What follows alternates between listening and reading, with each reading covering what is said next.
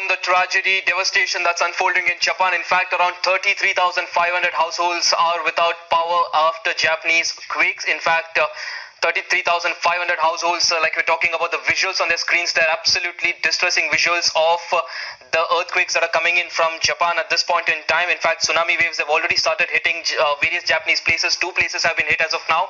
One with a tsunami wave with the height of even reaching up to 1.2 meters, and there's another city that has also been hit by tsunami waves with 50 centimeter. In fact, joining me on the broadcast is my colleague Shrinjoy. Shrinjoy, this is of course a big breaking that's coming in from Japan. From what we understood earlier, there was a massive earthquake of 7.5 magnitude, but right now what we understand that this was again a succession of 21 earthquakes registering 4.0 magnitude or stronger, and the largest of them was 7.5 magnitude. Give us a sense of what's happening right now, and also what's the response by the Japanese authorities? Well, it is a very tragic moment for Japan. It's a very difficult moment for all the people of Japan. 150 million people live in Japan. But there are really two things that have to be considered. The first is that this tsunami is more localized.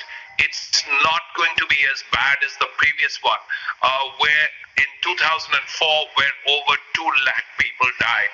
This is more localized, and there has been extensive damage, as you've said. But fortunately, the damage is localized, and we haven't heard about serious casualties. The other thing about Japan is the fact that it's a country that is very, very, very habituated to earthquakes. They have earthquakes very often, which is why the response system in the among the Japanese is very, very carefully done.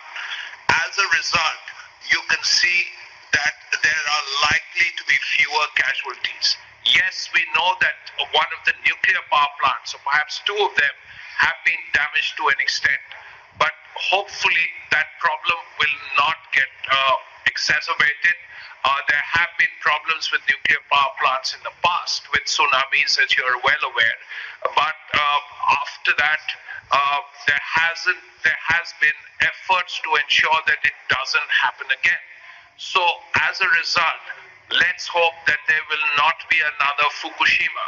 But beyond that, luckily perhaps this earthquake is also not as bad as the one of 2004, where it was 9.5. In this case, it's sufficiently bad. It's 7.5. But nevertheless, the Japanese are aware of handling earthquakes is like. So if they know what it's like to handle an earthquake, it is a little easier for one. Secondly, they have had experiences with Fukushima and all that.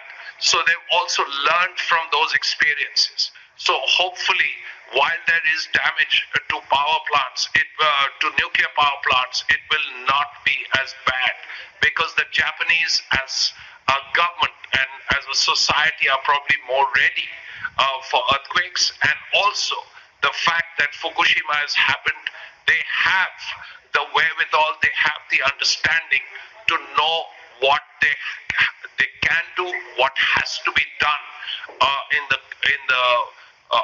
aftermath of an earthquake followed by a tsunami. So very clearly the Japanese are capable of dealing with this, and let's hope that they will continue to do so.